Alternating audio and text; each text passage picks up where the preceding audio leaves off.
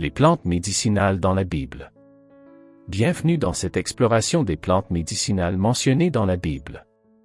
La Bible est une source inestimable de sagesse ancienne, et elle contient également des références à diverses plantes aux propriétés médicinales. Dans cette vidéo, nous plongeons dans le monde des herbes et des remèdes de l'Antiquité, découvrant comment ces plantes étaient utilisées pour soigner et guérir à l'époque biblique. Nous allons explorer les versets bibliques qui font mention. Préparez-vous à un voyage dans le temps qui vous révélera la sagesse ancienne contenue dans la Bible, ainsi que les précieux remèdes que ces plantes offrent.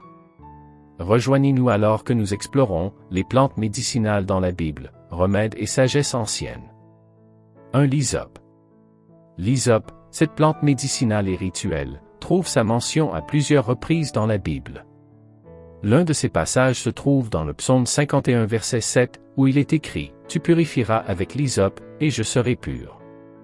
Cette plante a joué un rôle essentiel dans les rituels de purification dans l'Ancien Testament à l'époque biblique. L'hysope était utilisé pour des cérémonies religieuses spécifiques, notamment pour purifier les personnes et les lieux saints. Sa capacité à purifier symbolisait la purification spirituelle et le pardon des péchés. Cette plante était également connue pour ses propriétés antiseptiques, ce qui la rendait précieuse pour la propreté des blessures et des plaies. Ainsi, l'hysope n'était pas seulement une plante médicinale, mais aussi un symbole puissant de purification et de rédemption dans l'Ancien Testament. Son utilisation à des fins thérapeutiques et curatives ainsi que dans les rituels religieux en fait un exemple fascinant de la manière dont les plantes étaient intégrées à la vie quotidienne et à la foi des anciens Israélites. 2. Le baume de Galade. Le baume de Galade est une substance précieuse mentionnée dans le livre de Jérémie, Jérémie 8 verset 22. N'y a-t-il point de baume en Galade? N'y a-t-il point de médecin là? Pourquoi donc la guérison de la fille de mon peuple ne s'opère-t-elle pas? Ce passage reflète la renommée du baume de Galade en tant que remède médicinal efficace. Il était considéré comme l'un des meilleurs traitements disponibles à l'époque pour guérir les blessures et les affections cutanées. Le baume était extrait d'une variété de térébinthe appelée Commiphora gileadensis, qui poussait principalement dans la région de Galade, située à l'est du Jourdain. Le baume de Galade était utilisé pour fabriquer des onguents médicinaux, des baumes et des huiles de guérison.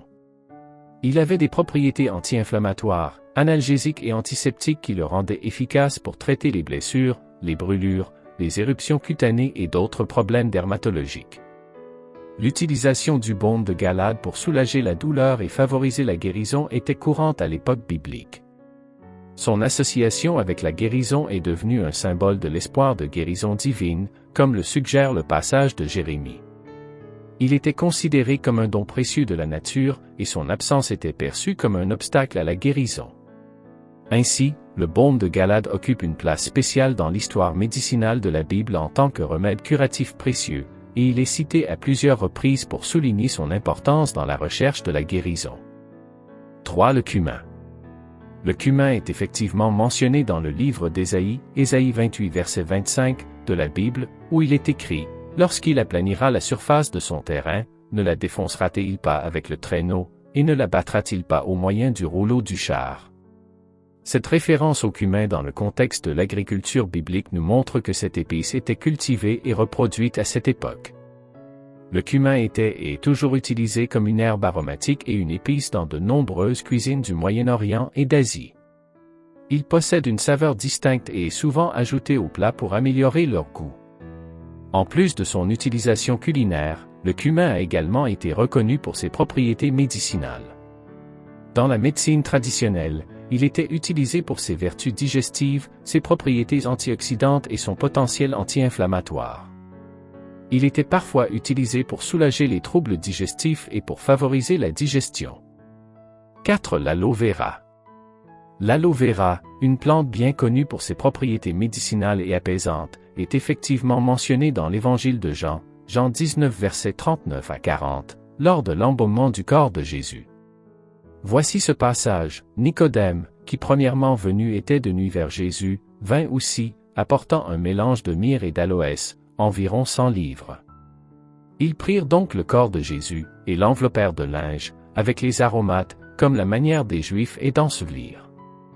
L'utilisation de l'aloe vera dans cette pratique funéraire de l'époque démontre que cette plante était reconnue pour ses propriétés de préservation et d'embaumement.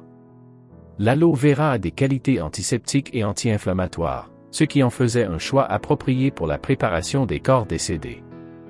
Aujourd'hui, l'extrait d'aloès, aussi appelé gel d'aloe vera, est reconnu pour ses multiples avantages pour la santé, tels que la détoxification du corps, l'hydratation de la peau, le renforcement du système immunitaire, le soulagement des douleurs arthritiques et autres maladies. 5. La myrrhe. La myrrhe est l'une des plantes médicinales les plus célèbres mentionnées dans la Bible. Elle est répertoriée à plusieurs reprises, principalement pour ses utilisations médicinales et ses propriétés aromatiques. L'une des mentions les plus célèbres de la myrrhe se trouve dans l'histoire de la naissance de Jésus, telle qu'elle est relatée dans l'Évangile selon Matthieu, Matthieu 2 verset 11, « Ils entrèrent dans la maison, virent le petit enfant avec Marie, sa mère, se prosternèrent et l'adorèrent, ils ouvrent. » La myrrhe était largement utilisée dans l'Antiquité pour ses propriétés antiseptiques, analgésiques et anti-inflammatoires. Elle était souvent utilisée pour soigner les blessures, les plaies et les inflammations de la peau. La myrrhe était également utilisée dans L'utilisation de la myrrhe dans l'histoire de la naissance de Jésus met en lumière à la fois sa valeur symbolique en tant que cadeau royal et son rôle historique en tant que remède naturel précieux. Cette narration peut être intégrée dans une vidéo sur les plantes médicinales de la Bible pour illustrer comment la myrrhe était perçue à l'époque biblique, à la fois comme un symbole de préciosité et un remède thérapeutique essentiel. Si la sauge. La sauge était souvent utilisée comme plante médicinale pour ses propriétés antibactériennes, antiseptiques et anti-inflammatoires. Elle était également utilisée pour soulager les maux de gorge, les problèmes digestifs et les douleurs articulaires. Son association avec la sagesse dans les proverbes pourrait être interprétée comme un conseil symbolique pour rechercher la sagesse et la guérison par le biais de la nature. Cette mention de la sauge dans les proverbes illustre comment les plantes médicinales étaient valorisées à l'époque biblique, non seulement pour leurs propriétés curatives, mais aussi pour leur symbolisme spirituel. La sauge, avec son lien implicite à la sagesse, montre comment la nature était perçue comme une source de connaissance et de guérison dans la Bible et dans d'autres traditions anciennes. C'est l'acacia. L'acacia est mentionnée dans le psaume 45 verset 8, où il est écrit « Toutes tes robes sont parfumées de myrrhe, d'aloès et de cassia, dans les palais d'ivoire les instruments à cordes te réjouissent. » Cette mention dans les Écritures suggère que l'acacia était utilisée pour ses propriétés aromatiques et médicinales à l'époque biblique. L'acacia est une plante aromatique appartenant à la famille de la cannelle. Elle était souvent utilisée pour son parfum agréable et était un ingrédient courant dans la composition d'huile d'onction et de parfum. En raison de ses propriétés antibactériennes et antifongiques, l'acacia était également employée à des fins médicinales pour traiter diverses affections cutanées. La mention de l'acacia dans le psaume 45 verset 8 illustre comment les plantes aromatiques et médicinales étaient intégrées dans la vie quotidienne et la culture de l'époque biblique. Cette utilisation montre également comment la sagesse ancienne en matière de plantes médicinales a continué à influencer. L'encens. L'encens a une place particulière dans la Bible en tant que substance précieuse associée aux pratiques religieuses et rituelles. Cependant, il avait également des utilisations médicinales et aromatiques qui étaient appréciées à l'époque biblique. Dans le contexte biblique, l'encens était principalement utilisé comme une offrande parfumée lors des cérémonies religieuses.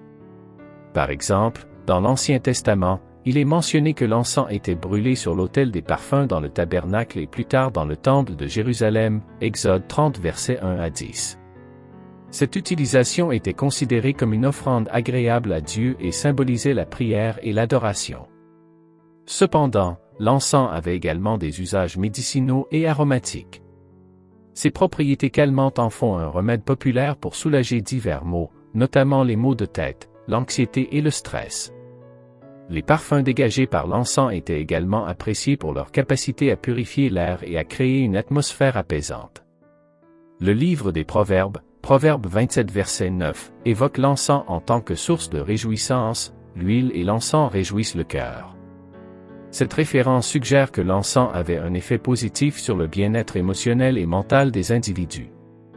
9. La rue. La rue est mentionnée dans le Nouveau Testament, en particulier dans l'Évangile selon Luc, Luc 11 verset 42, « Mais malheur à vous, pharisiens! Parce que vous payez la dîme de la menthe, de la rue et de toutes les herbes, et que vous négligez la justice et l'amour de Dieu. » Bien que la rue ne soit pas décrite en détail pour ses propriétés médicinales dans la Bible, elle est associée à l'idée de payer la dîme, c'est-à-dire la dîme de la menthe, de la rue et de toutes les herbes. Cela indique que la rue, tout comme d'autres herbes et plantes, avait une valeur économique et était cultivée ou utilisée d'une manière ou d'une autre. Dans certaines traditions anciennes, la rue était effectivement utilisée à des fins médicinales. Par exemple, les anciens Égyptiens utilisaient la rue pour traiter divers maux, notamment les douleurs abdominales et les problèmes digestifs. Elle était également réputée pour ses propriétés antispasmodiques et antidouleurs. Cependant, il est important de noter que la rue peut être toxique à forte dose, et son utilisation dans la médecine traditionnelle doit être pratiquée avec précaution. En fin de compte, bien que la rue ne soit pas largement mentionnée dans la Bible pour ses utilisations médicinales, elle fait partie intégrante de l'histoire des herbes médicinales et de leur utilisation dans différentes cultures anciennes. Dit la mandragore.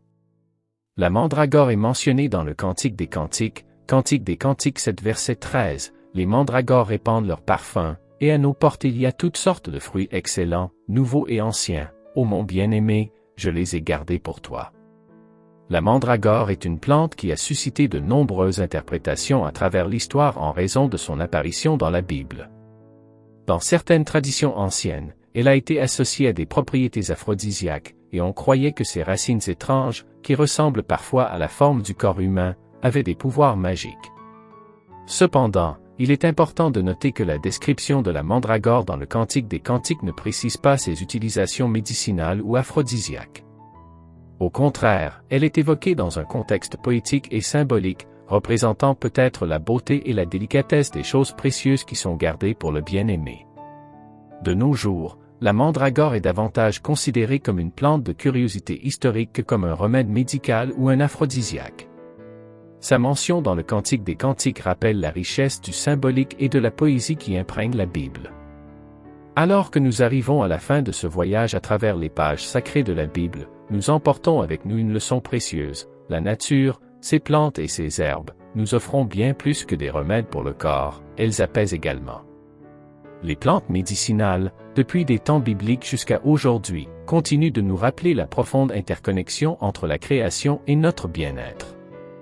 Puissions-nous tirer profit de ces enseignements millénaires pour guider nos pas vers une vie plus saine et une compréhension plus profonde de la nature qui nous entoure.